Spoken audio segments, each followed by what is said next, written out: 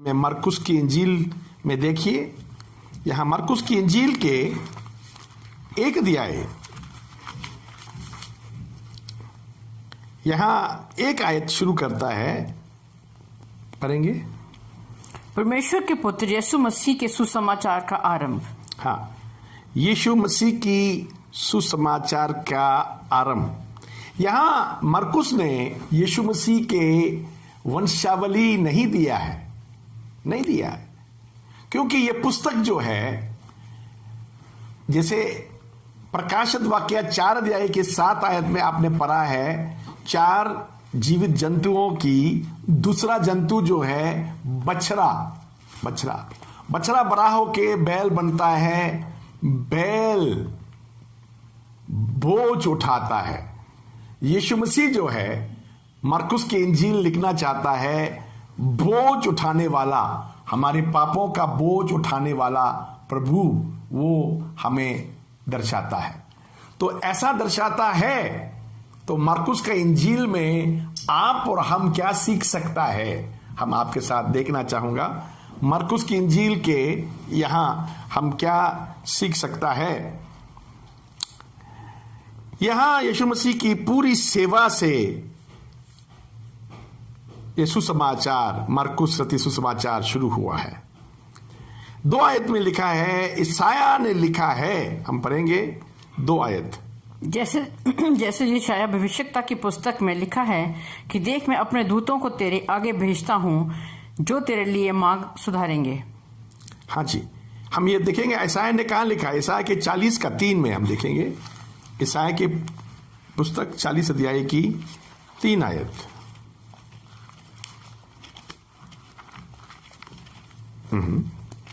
पढ़ेंगे हिंदी में। किसी की पुकार सुनाई देती है, जंगल में यहोवा का मार्ग सुधारो, हमारे परमेश्वर के लिए अराब में एक राजमार्ग चौकस करो। हाँ जी, यहाँ परमेश्वर ने दूध पहला बेचता है, यीशु मसीह के आने से पहले दूध पहला बेचता है, इंट्रोडक्शन देने के लिए, वहाँ रास्ता तैयार करने के लिए। अभी यहाँ रास्ता तैयार हुआ है, यूहन्ना बपतिस्मा देने वाला यूहन्ना। तो यहां हम देखते हैं यूहन्ना आया, पढ़ेंगे 4 आयत से। यूहन्ना आया जो जंगल में बपतिस्मा देता और पापों की क्षमा के लिए मन फिराव के बपतिस्मा का प्रचार करता था।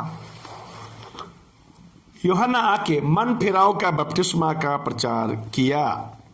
5वां आयत। और सारे यहूदिया देश के और यरूशलेम के सब रहने वाले निकलकर उसके पास गए और अपने अपने पापों को मानकर यरदन नदी में उससे बपतिस्मा लिया।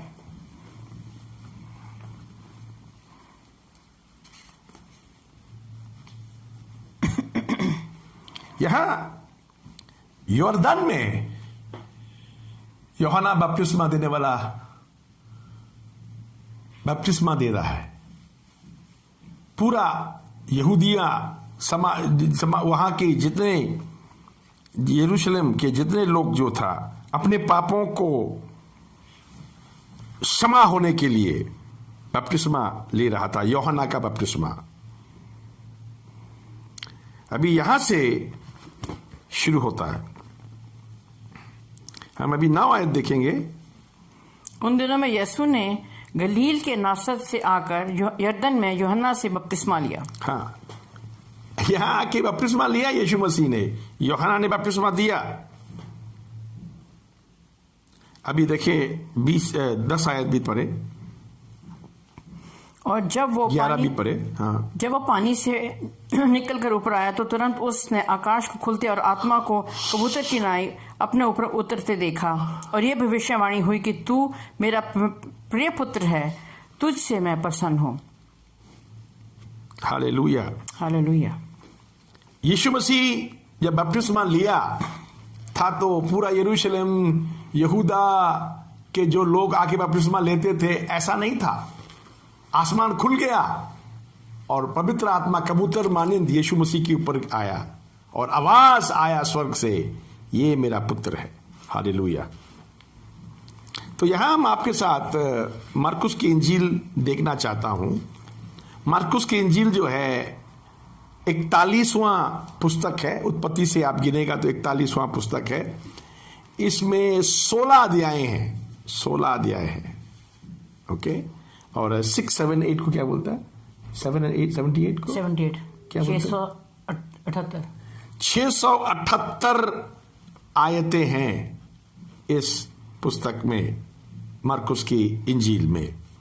50 एडी में लिखा गया था। तो यहां आपके साथ हम देखते हैं पहला अध्याय में 1 आयत से 3 अध्याय 6 आयत का बीच में हम देखते हैं यीशु मसीह की सेवा शुरू हुआ। तो यहां 1 से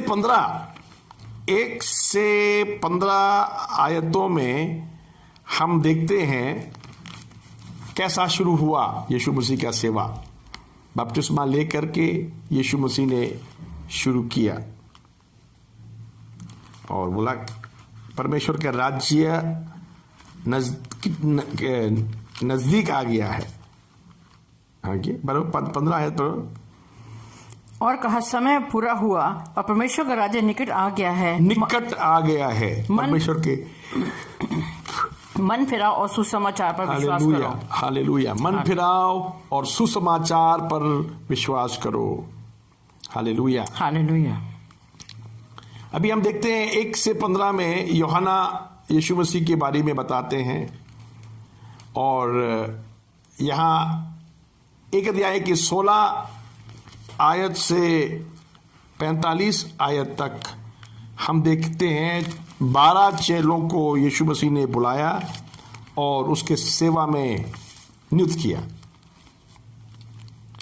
2 अध्याय 1 आयत से 3 अध्याय 6 आयत तक, 2 अध्याय 1 आयत से 3 अध्याय 6 आयत तक हम देखते हैं।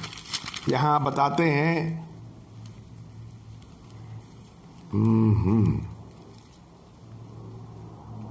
2 अध्याय 1 से 3 अध्याय 6 आयत तक वहां का फरीसियों और सदूसियों की साथ उसका वाद विवाद जो कंट्रोवर्सीज हुआ है वो हम देख सकता है।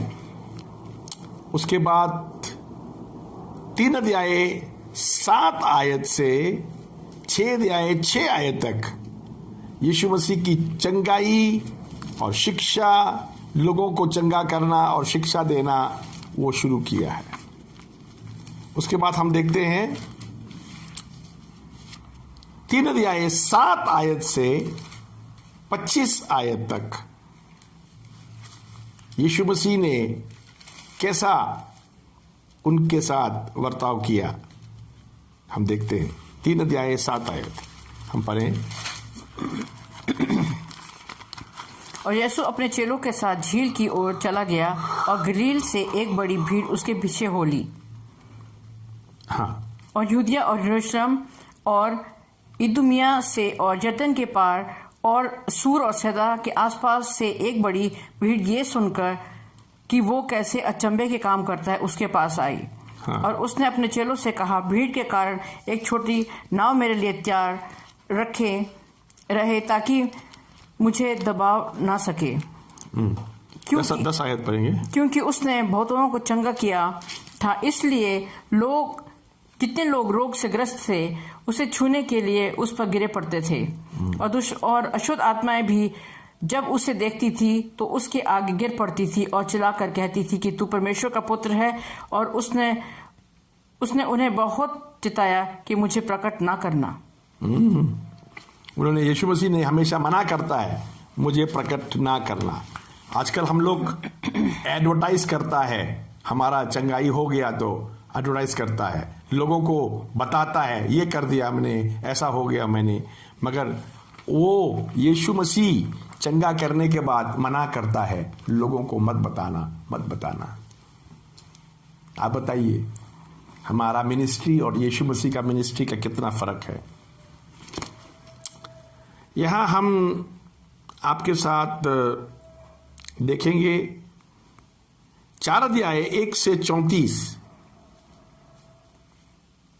यहां यीशु मसीह ने अपने चेलों को उदाहरण दे दे के सिखाया है। 4 अध्याय 1 आयत से 34 आयत के बीच में। उसके बाद में हम देखते हैं 4 अध्याय 35 से 5 अध्याय 43 आयत तक यीशु मसीह चंगाई और चमत्कार कैसे करता है हम वहां देख सकता है। उसके बाद में 6 अध्याय 1 आयत से 6 आयत तक यीशु मसीह को नाजरत में इनकार हो गया था लोगों के बीच में। लोग इनकार किया, अपने लोगों ने उनको इनकार कर दिया।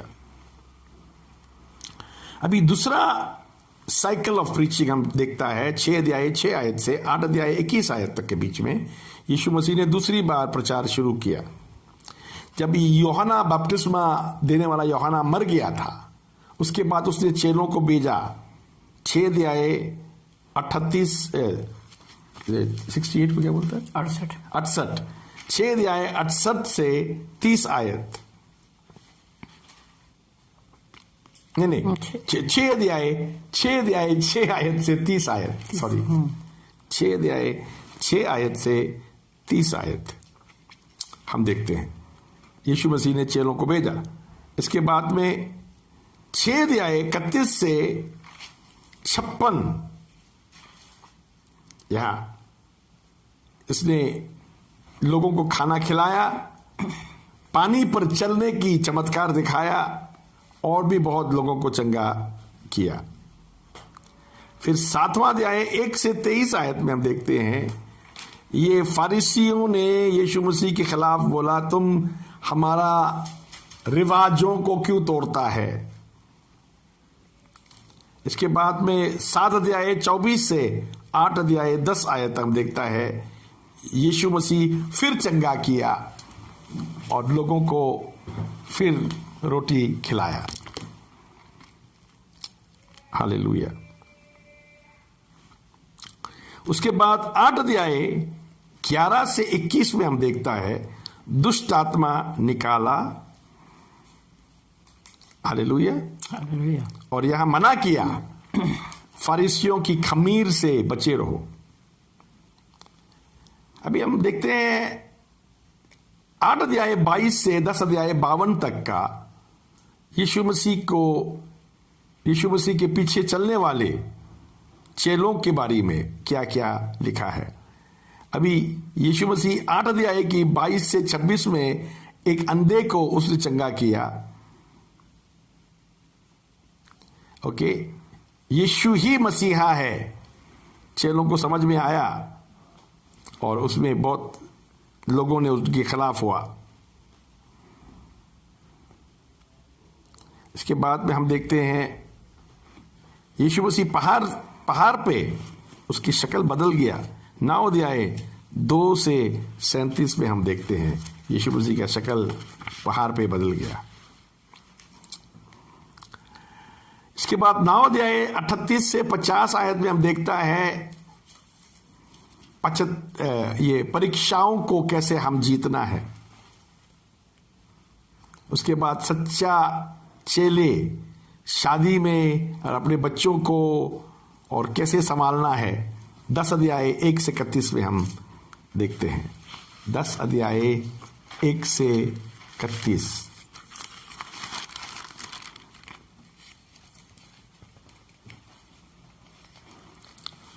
हालेलुया। और 10 अध्याय में ही हम देखता है यीशु मसीह अपने मौत को तीसरी बार बताया, मैं मरने वाला हूं, तीसरी बार बताया। हालेलुया। अभी हम देखते हैं यीशु मसीह यरूशलेम में एंट्री हुआ जैसा मसीहा को आना चाहिए था। 11 अध्याय 1 आयत से 11 अध्याय 1 आयत से 13 अध्याय 37 आयत में वो हम देखते हैं। अभी हम देखते हैं 11 अध्याय 1 से 25 में यीशु मसीह यरूशलेम में कैसे आया, कैसे दाखिल हुआ, हम वहां देख सकते हैं। 11 अध्याय 1 से 25 में यरूशलेम में आया और मंदिर को शुद्ध किया और उसके साथ जो क्या बोलता अंजीर का पेड़ को यीशु मसीह ने श्राप दिया, यह हम देखता है।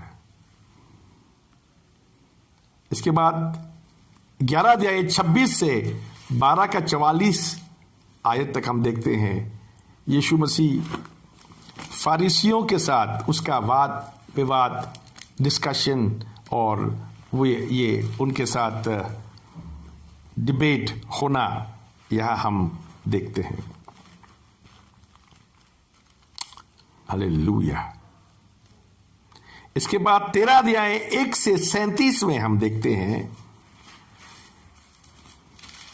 चेलों ने भी यीशु मसीह को बहुत बार मना किया। हम पढ़ेंगे 13 अध्याय 1 आयत से हम पढ़ेंगे।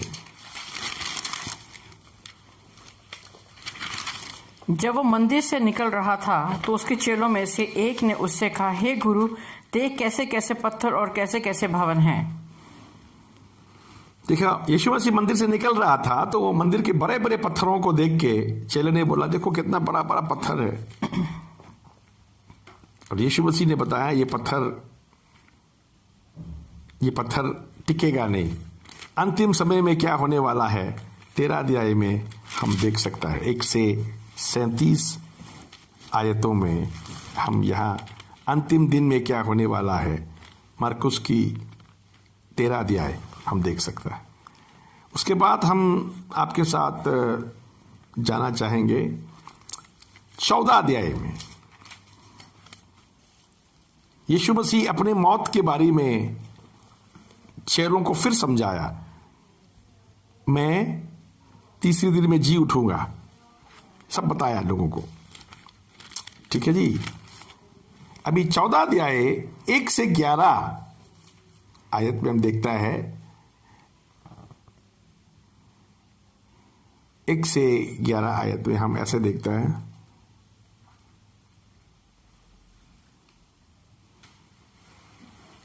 14 अध्याय की 1 से 11। हालेलुया। हम 3 आयत से पढ़ेंगे। बैथनी में, जब बैथनिया में शमौन कोढ़ी के घर भोजन करने बैठा हुआ था, तब एक स्त्री संगमरमर के पात्र में जटामासी का बहुमूल्य शुद्ध इत्र लेकर आई और पात्र तोड़कर इत्र को उसके पांव पर उसके सिर पर उड़ेला। परंतु कोई अपने मन में रीसियाकर कहने लगा, इस इत्र को क्यों सत्यानाश किया गया? क्योंकि ये इत्र तो 300 दिनार से अधिक मूल्य से बेचकर कंगालों को बांटा जा सकता था। और वे उसको झिड़कने लगे। यीशु ने कहा, उसे छोड़ दो, उसे क्यों सताते हो? उसने तो मेरे साथ भलाई की है। कंगाल तुम्हारे साथ सदा रहते हैं और तुम जब चाहो तब उनसे भलाई कर सकते हो, पर मैं तुम्हारे साथ सदा ना रहूंगा। जो कुछ वो कर सकी उसने किया। उसने मेरे गाड़े जाने की तैयारी में पहले से मेरी देह पर इत्र मला है। मैं तुमसे सच कहता हूँ कि सारे जगत में यहाँ कहीं सुसमाचार प्रचार किया जाएगा, वहाँ उसके इस काम की चर्चा भी उसकी स्मरण में की जाएगी। इस महिला की काम यीशु मसीह के पैरों में, चरणों में इत्र मलकर, कीमती इत्र मल के, तो वो एक चेला कहता है, प्रभु ये नुकसान कर रहा है, इसको बेच करके गरीबों को खिला दे। यीशु मसीह कहता है, गरीब तो तुम्हारे साथ हमेशा रहेगा। इस औरत ने बहुत खूबसूरत चीज किया मेरे साथ। हालेलुया। बहुत ही खूबसूरत चीज किया। Glory to God. इसीलिए इसका काम को बाइबल कहता है, जहां भी सुसमाचार प्रचार करता है वहां इस औरत के काम को हम बताना चाहे। Hallelujah, hallelujah. अभी 14 अध्याय 23 से 31 में हम देखता है यीशु मसीह की आखिरी भोजन चेलों के साथ। और 14 अध्याय 32 से 52 में हम देखते हैं गेतसेमनी में प्रार्थना, और वहां उसको सिपाहियों ने पकड़ के ले गया। और हम 14 अध्याय 53 से 15 अध्याय के 20 आयत तक देखते हैं। यीशु मसीह को अलग अलग के लोगों के सामने में ट्रायल देना पड़ा, राजाओं के सामने में। इसके बाद यीशु मसीह को 15 अध्याय 21 से 41 में देखता है सलीब पे चढ़ाया गया है, और 15 अध्याय 42 से 16 अध्याय के 8 आयत तक हम देखता है यीशु मसीह को दफनाया और उसके खाली सा कब्र, उसके बारे में हम देखते हैं। उसके बाद हम 16 अध्याय 9 से 20 में क्या देखता है बोलने से, 16 अध्याय के 9 से 10 में यीशु मसीह के जी उठना, और 16 अध्याय 11 आयत में चेलों ने विश्वास नहीं करना, और 16 अध्याय की 12 से 14 आयतों में यीशु मसीह के प्रकट होना बहुतों के सामने, और 16 अध्याय 15 से 16 आयत में ऐसा लिखा है, सुसमाचार जातियों में प्रचार करना।